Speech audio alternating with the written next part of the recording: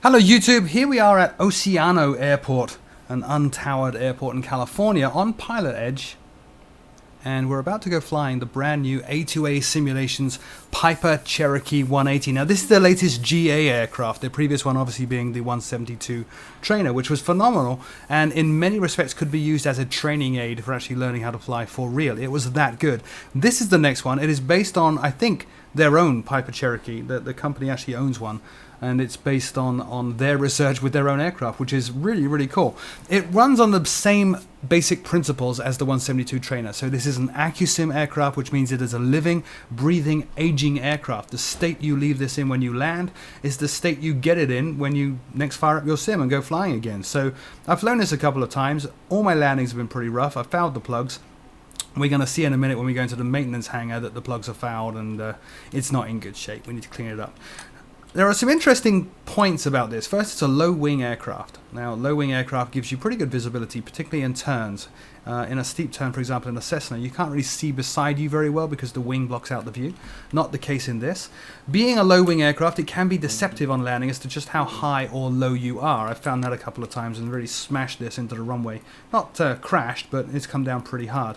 Another aspect here is this low wing, which is actually physically a single wing. It's connected in the middle, but it counts as a single wing all the way across, has quite a high dihedral. That's the angle here. Now what that does is that lends a certain degree of stability to the aircraft, particularly in turbulence and wind, because as the wind pushes this wing upwards, it will lose lift. But similarly, as that wing goes up, this wing over here comes down, and as it approaches the flat angle of attack to the oncoming wind, then it generates lift.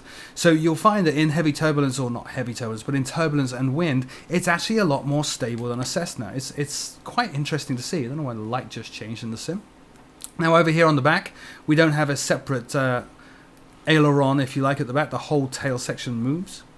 I think it's called a stableron, or something, or a stabulator or something. It's got a strange 1960s name. This is modeled after the 1960s version of the aircraft, so you'll see in the cockpit in a minute. It's pretty basic, which is awesome. Don't let the basicness though of this aircraft put you off. It is every bit as complex as their 172. In fact, in many ways more so. It's a really nice aircraft to fly. Really deep, really detailed, lots of stuff to learn. Now, before we jump in the cockpit and start messing around, let me show you the now familiar A2A pop-ups that you get. You obviously have the Shift 2 pop-up here, and my mouse has now gone completely screwy. Don't know why. There we go. Sorry about that. You have the Shift 2 pop-up, which shows you useful information such as your speed, your range, some helpful hints and tips based on what you're currently doing or what you're planning to do, and also access to the full checklist here, which is great. You have Shift 3, which lets you configure the aircraft, so you can configure stuff in the cockpit like pitot heat, the control lock and stuff like that. The control lock inside the cockpit, by the way, actually deflects surfaces outside. Watch. There you go. Control lock's installed. We can put on headphones on our dude, and when you do that, in the cockpit it mutes the sound of the engines a little bit. We can give him glasses, sunglasses, there we go, or not. And of course on the aircraft itself we can put the wheel chocks in, tie downs, turn on the engine heater, all sorts of lovely stuff. That's the Shift 3 menu. The Shift 4 menu gives you your load. So here we would set the weight of the pilot, any passengers. The aircraft can carry 4 passengers plus baggage, so it's got more load than the 172. It's actually slightly faster than the 172 as well. And in some respects slightly more agile. The roll rate of this is very impressive, especially if you've flown the 172 quite a lot. Actually a little bit low in that left tank. Let's top that left tank up. Great. What else have we got here? Let's get rid of these menus. Shift 5 is their now familiar navigation display. Shift 6 is quick and easy access to your radios and nav stack. Shift 7 is the maintenance hangar, which works every bit the same as it does on all the other AccuSim aircraft, and it is phenomenal. So a goal that many people have when they get a good AccuSim aircraft like this is to really take good care of their aircraft, to maintain it well and reduce the amount of virtual money that they're spending on repairs and upgrades and all that kind of stuff. It's pretty cool to see some of the aircraft out there that have been flying for hundreds of hours. Obviously not this, it just got released, but like the B-17s and stuff like that have been flying for hundreds of hours, and the pilots have a full log of everything they've done. You'll see that I actually screwed up. My plugs are fouled. I need to try leaning out during ground ops. I actually did lean out during ground ops, but not very well. Let's go and change these plugs out. We'll put the massive ones back in. Great. Okay, it didn't like that. I thought that would have changed the plugs. Let's change them. Let's actually physically change them. Fine wire. Okay. That goes away. So now we go back to the massive ones because I like them. Good, and we're all good to go. We can add elements to the aircraft here, like noseable fairings. We can remove those, add those, and the same on the main gear. And gap seals here. The trailing edge of the wing root fairings here. It's pretty phenomenal, the stuff you can do. All of these things do have an effect on the performance of the aircraft as well. And as always, or as before with the 172, A2A Simulations have entered into partnership with a number of companies. So the branded tires, the Airhawk or the Airtrax, are simulated to work just like Airhawk or Airtrack do. Same with the battery up here. It's pretty deep, pretty incredible. Very, very cool. Anyway, let's get in the cockpit. It is a fairly easy aircraft to manage. But before we do anything, let me just show you around this cockpit here. So the cockpit, as you would expect, beautifully modeled. This is, of course, modeled on a mid-1960s Cherokee. It looks like it's old and it's been well loved and well maintained. You've got some nice texturing here, and you can see someone's been cleaning it, trying to polish it up. That's great. A new feature in this aircraft that I don't think we had in the Cessna, I could be wrong, is these fuses. They actually work. I'll show you those working in a second. That's pretty wild. What else do we have? Pretty basic radio stack, but just like in the 172, it is accurately modeled, and there is a separate manual for managing the avionics in this aircraft. Strangenesses? Well, trim is up there. So it's a rotating wheel on top. I actually have it bound to a rotating dial on my X55 here, so I can turn that. Listen to the sound. Hear it squeaking? Now the cool thing is, if I do that fast, the sound is different. You see that throughout the aircraft. All the switches have independent sounds. They all sound slightly different from one another. So if I turn, let's get rid of the yoke a sec. If I turn on my landing lights, listen, and contrast that with turning on pitot heat. Slightly different. Every switch is unique. Every dial, button, knob, completely independent, completely unique. It is very, very cool. All right, so we filled the tanks on this. I think we can take this up for a fly. Now we are at Oceano. It is not manned, so we will need to get onto the radios and tell people what we're doing and not expect a response. We'll probably go and land at San Luis, which is manned, and we can talk to a controller there just to get a little bit of pilot edge action going on. All right, now I'm not sure how I have ATIS set up in this sim, but we'll try that in a second once we have the aircraft powered up. We need to get some power in here first before we turn on the avionics stacks and all that good stuff. So let's bring up the Shift 2 lists and we'll go through these checklists. Weights and balances checked. We did that with the pop-up menu. Close and secure the cabin door. This is kind of cool. Watch. If I close this door, that closes it, but it's not locked, which it is now. Control should be free and correct. Well, yeah, they look pretty free and correct to me. That's all good. Ignition and avionics are off. I have run through the switches. Everything is off. So we're good. Master switch now goes on. That will be that one. And at that point, it wants us to go and check the fuel. Well, we can see the two fuel dials here. To the right, they're looking good. Fuel selector needs to go on the fullest tank. Fuel selector is down here on the left tank. Both tanks are full, so we'll just run left tank for now. Flaps, it wants us to test them by extending them and retracting them. So notice how quick they are compared to a Cessna. 3 stages of flaps. They are good. Elevator trim now needs to be set for takeoff. Well, it is. It is. It's neutral. Slightly after neutral would be takeoff. That's fine. And beacon now needs to go on. I think the beacon is that one. It is. So the beacon is on, and we can proceed to page number 2. Wheel brakes, parking brakes should be on, which it is. Carb heat should be off, which means that would be pushed in. So carb heat is off. Fuel selector, once again, fullest tank. Left tank is just fine for us. Master switch on, we've already done that. Electric fuel pump, we'll test that. Now let me just check my switches here. I've actually got that bound to a switch. Yep, my switch works. Primer. The primer is down here. You need to unscrew it. We're going to prime it for 1 stroke. It's a nice day in California, and then right click to screw it back in. 1 to 3 strokes normally. Mixture now needs to go rich. Let's set that up. That's all good. Number 8, throttle should be cracked. Area should be clear. And it is. So at that point, we turn ignition to both. Not like a Cessna. You don't start this with a key. All the way up to both. And then we can hit the starter here. Ooh. There it goes. Check the oil pressures coming up. Check the ammeter is showing a positive indication here. Nav lights now need to go on.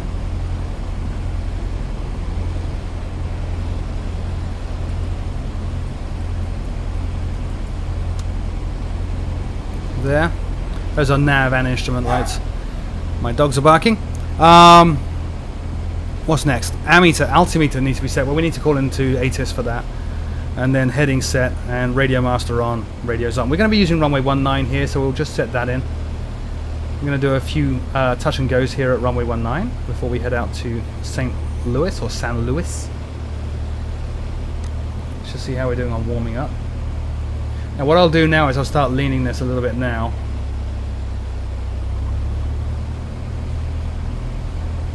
You can lean this on sound as I'm doing right now. It's about as lean as I dare go.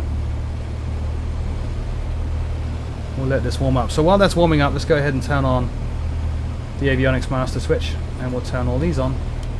So that one's already on. That was a mistake, which no doubt somebody will call me on.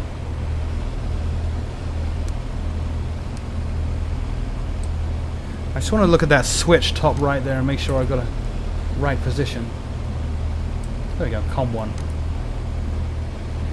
Good. Everything here is looking lovely. So let's go and try to get ATIS up for Oceano, which is on 120.6. I'm not convinced we will. If we don't, we'll just dial up active sky.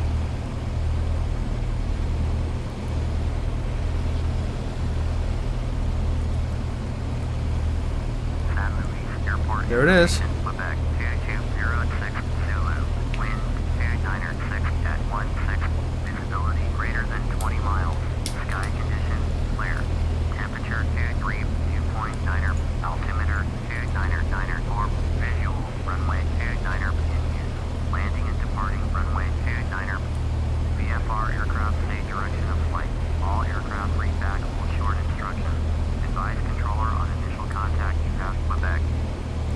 Okay, so what that told us is that when we arrive at San Luis, we're going to be expecting runway 29. We have information Quebec. We will hand that off to the controller when we get there. He's going to need to know that. This has been warmed up well enough, I think, so we'll reduce power back to about 1000 RPM and let it just sit there. So, everything is looking good. We do need to tune to ATIS here. It's not actually called ATIS, is it? What's it called?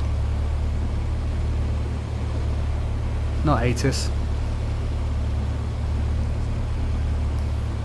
The traffic frequency, I forget what it's called, but that is 122.7, so we'll just dial that up. 122.7, we'll put that into the active. And then we will go and tune San Luis in here on 124.00 for when we get there. Great. So with all that done, what's the next page? Ground check. Okay, well let's taxi out of position so we don't ram this wall if the brakes fail. Taxiing this is interesting. It doesn't require a massive amount of power to get rolling, but the brakes seem really, really weak. I had a lot of problems with the brakes on this and with turning this. So increasing the power, I want to get some movement. And I'm going to go full left on the nose wheel steering and full left brake as well.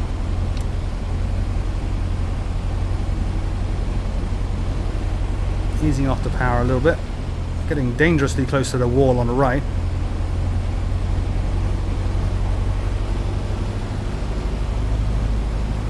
There we are.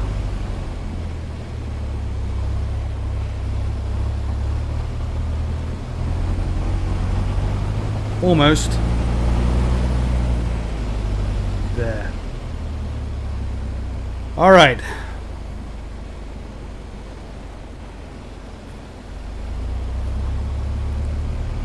So let's do our run-up checks. We're going to put the parking brake on here. Increase to 2000 RPM.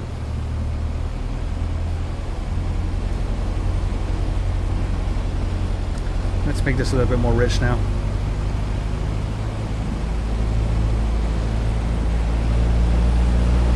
So 2000 RPM. We're going to switch to the right mag, looking for a drop over here of no more than 175. That's good. Back to both. Now we'll switch to the left mag. We should see the same drop. That's good. Carb heat. We'll engage that. We should see an RPM drop, and we do. Disengage that. Engine instruments all look good. Nothing's overheating or on fire. So we'll pull back the power now. And that's our run up done.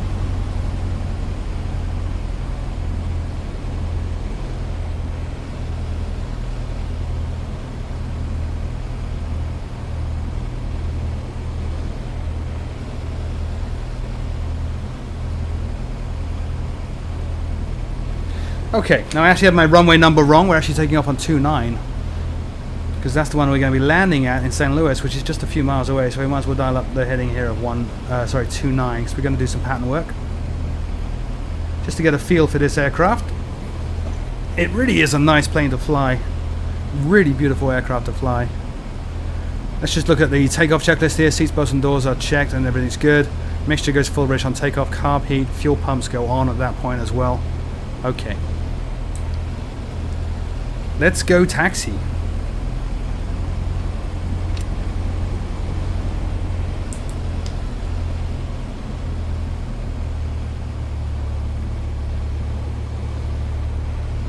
Let's go up here. We'll cross the runway further up here.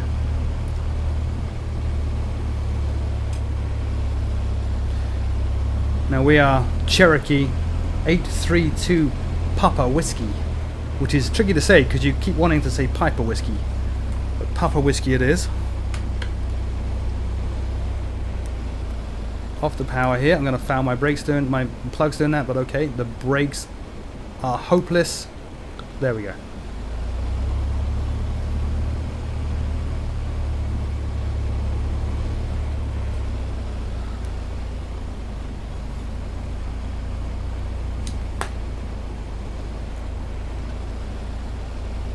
Oceano traffic, Cherokee 832 Papa Whiskey is crossing runway 29 at Oceano.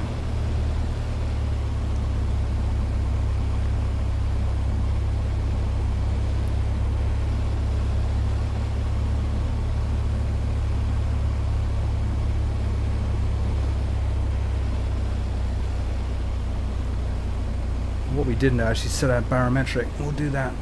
290904. There. We'll taxi out to the end of the runway.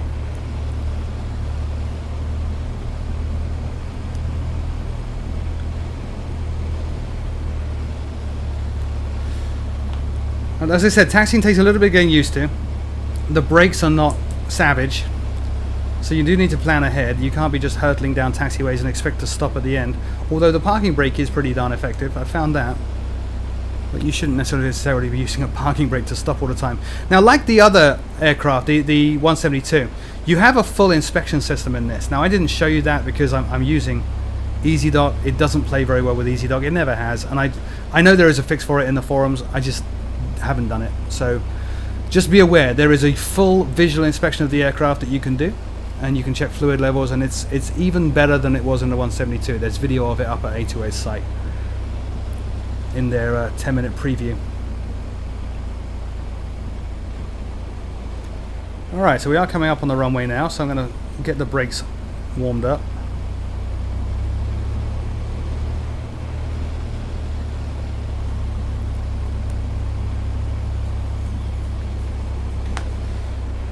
So let's put our strobes on. Put our landing lights on. What is that?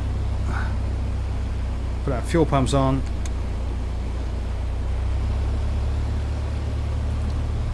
And nav lights are already on.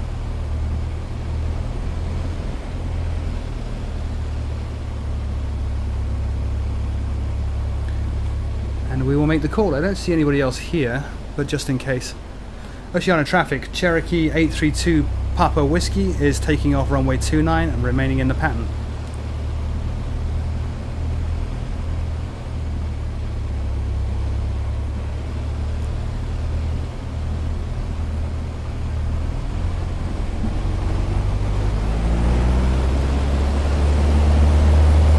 pretty easy on the takeoff roll. You do need to be just a little aware, obviously, and try to keep it centered.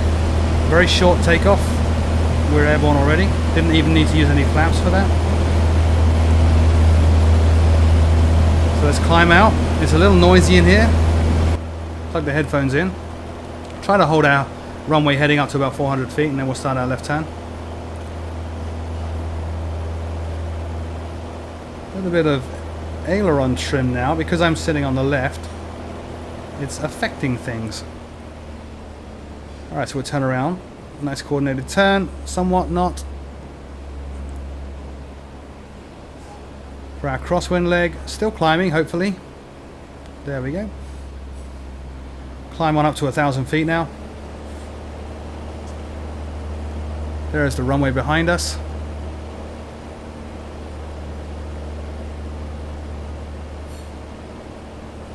As we come up on 1,000 feet, let's turn these pumps off. We'll turn our landing lights off.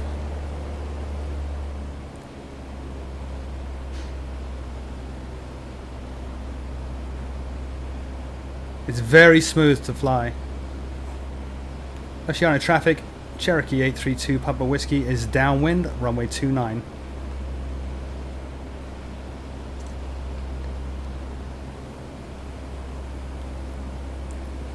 Now that's an issue. That low wing there, if you're doing pattern work like this, it can be a bit of a problem to see. As you just saw, very hard to see the runway and where I'm supposed to be. Waiting for the airport to get behind us now. And we'll start reducing power. Go first stage of flaps.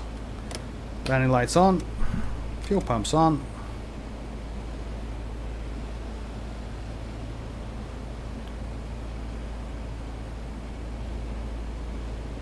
Let the speed come down. We'll turn base. Oceanic traffic, Cherokee 832 Papa Whiskey is base, runway 29.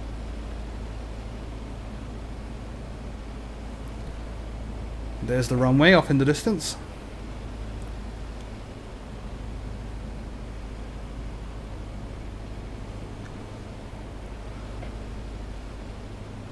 I'm going to trim this now. At this speed, it gets a little bit nose heavy. We'll just do a touch and go, then I'll show you some of the other cool stuff with this before we head into St. Louis.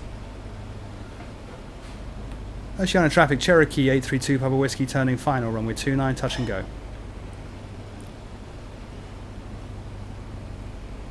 Next stage of flaps.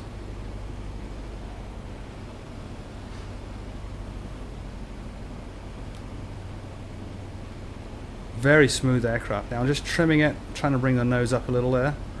With AccuSim version 2, the core engine version 2, which you can download if you've got the other aircraft, you have changes to the flight dynamics of the aircraft as well, in that adding power will raise the nose, reducing power will drop the nose, as it should in a light general aviation aircraft such as this and the Cessna. I think a lot of things in the AccuSim core update version 2 actually came out of the development of this aircraft.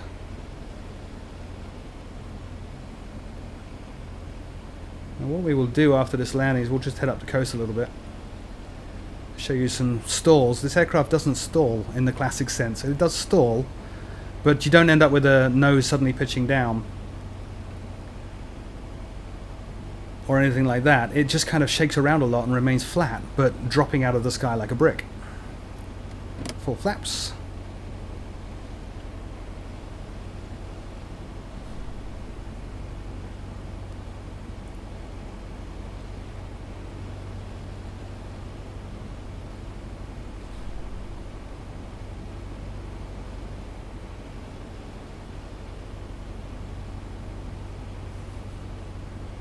Holding quite a lot of back pressure on the stick here. Now, as I mentioned at the start of this video, that low wing and your low position actually in the cockpit can make very misleading as to how high you are, especially if you're used to aircraft that have you sitting higher. Hence the number of times that I've smacked this into the ground a little bit too hard on my landing. Oh, there's another aircraft down there taxiing.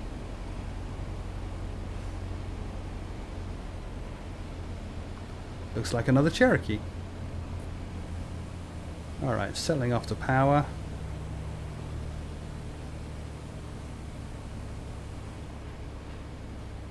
And there we are. So flaps up. Full power.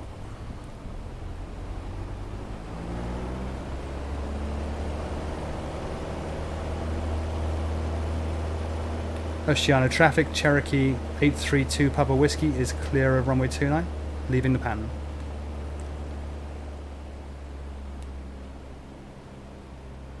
Alright, flaps up. We'll set a climb speed here of about 80 knots.